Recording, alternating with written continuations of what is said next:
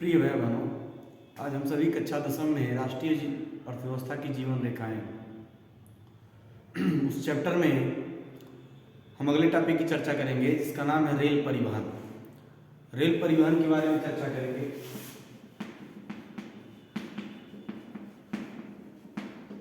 कि हमारी अर्थव्यवस्था में किस प्रकार से सहायक है। प्रिय भाई बहनों, भारत में रेल परिवहन वस्तुओं तथा यात्रियों के परिवहन का प्रमुख साधन है, यानी इसके बिना हम यातायात को संपन्न नहीं कर सकते हैं। रेल परिवहन अनेक कार्यों में सहायक भी होता है, जैसे व्यापार हुआ, ठीक है,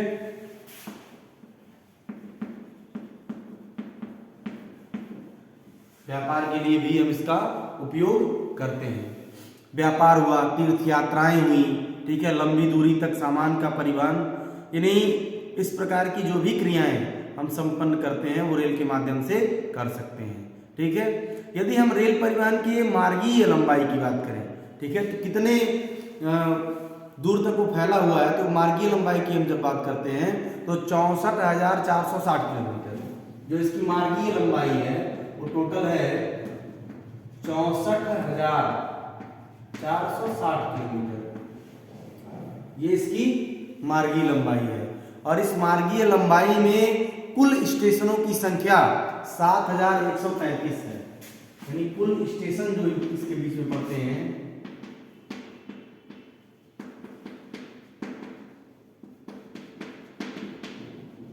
वो टोटल है 7,133। ठीक है, यानी इस प्रकार से हमारे रेल परिवहन जो रेल है वह पूरे भारतवर्ष में फैला हुआ है।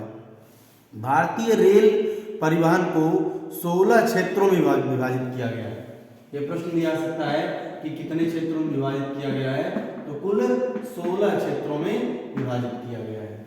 ठीक है, भारतीय रेल परिवहन के 3 गेज बड़ी लाइन, ठीक है ना, 3 गेज बड़ी लाइन और मीटर लाइन, जिसको मीटर गेज भी कहते हैं, और छोटी लाइन, इन 3 भागों में बांटा गया है। भारतीय रेल परिवहन देश का सर्वाधिक और बड़ा सार्वजनिक क्षेत्र का एक प्राधिकरण है और देश की पहली जो रेलगाड़ी चलाई गई थी या जो पहली रेलगाड़ी चली थी वो 1853 में, ठीक है, 1853 में मुंबई से ठाणे के बीच में चली, मुंबई से ठाणे,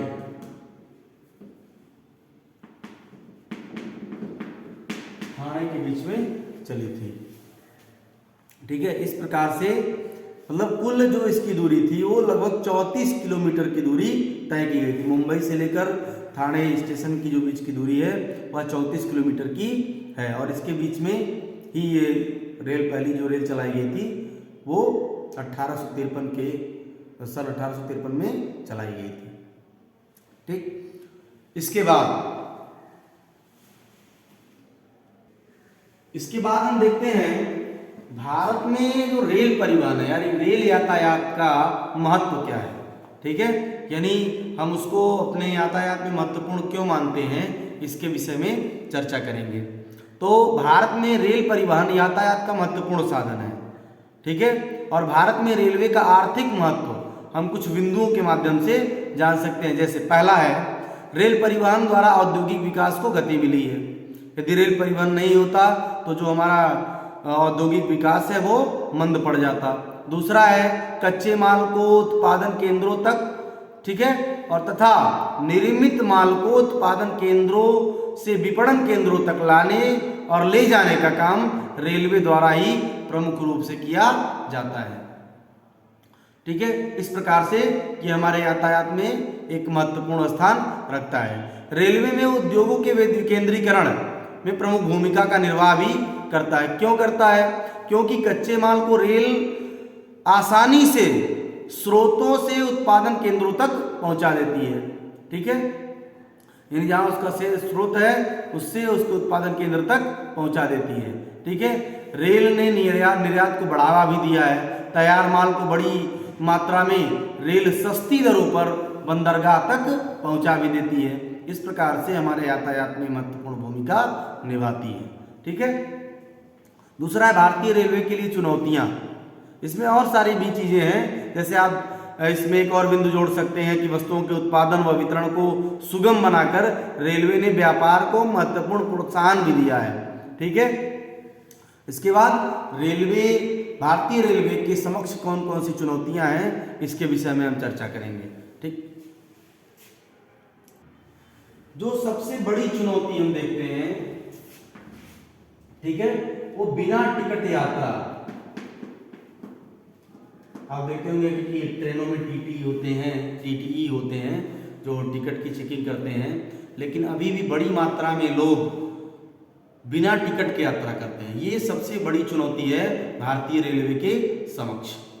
ठीक है, और बिना टिकट यात्रा यदि कोई करता है तो वो है अपराध की श्रेणी में आता है। रेल संपत्ति को हानि तथा चोरी जैसी समस्याएं, रेल संपत्ति को हानि तथा चोरी जैसी समस्याएं अभी भी पूर्ण रूप से समाप्त नहीं हुई हैं। यानी अभी भी चोरी की समस्याएं रेलवे के समक्ष एक बड़ी चुनौती के सामने हमको देखने के लिए मिलती हैं। जंजीर खींचकर यात्री कहीं भी अनावश्यक रूप से गाड़ी या ट्रेन को रोक देते हैं, ये भी क्या है, यह भी गलत है और भारतीय रेलवे के समक्ष एक चुनौती के रूप में हमको देखने के लिए मिलता है, जिससे रेलवे को हानि उठानी पड़ती है। भाई ट्रेन रुकेगी तो तेल की हानि होगी, यात्रियों के समय का नुकसान होगा। इस प्रकार से तमाम प्रकार की विकृति हमको देखने के लिए मिलती है। ठीक है, तो ये हो गया भारतीय रेलवे के समक्ष चुनौतियां। तो हमने आज 3 टॉपिकों का अध्ययन किया। पहला, रेल परिवहन का विस्तार, रेल परिवहन क्या है। दूसरा, भारत में रेल यातायात का क्या महत्व है। और तीसरा, भारतीय रेलवे के समक्ष अभी भी कौन कौन सी चुनौतियां बनी हुई हैं, इसके विषय में हमने देखा। कल के टॉपिक में हम पढ़ेंगे पाइपलाइन के बारे में। ठीक है, पाइपलाइन क्या है। तब तक के लिए धन्यवाद।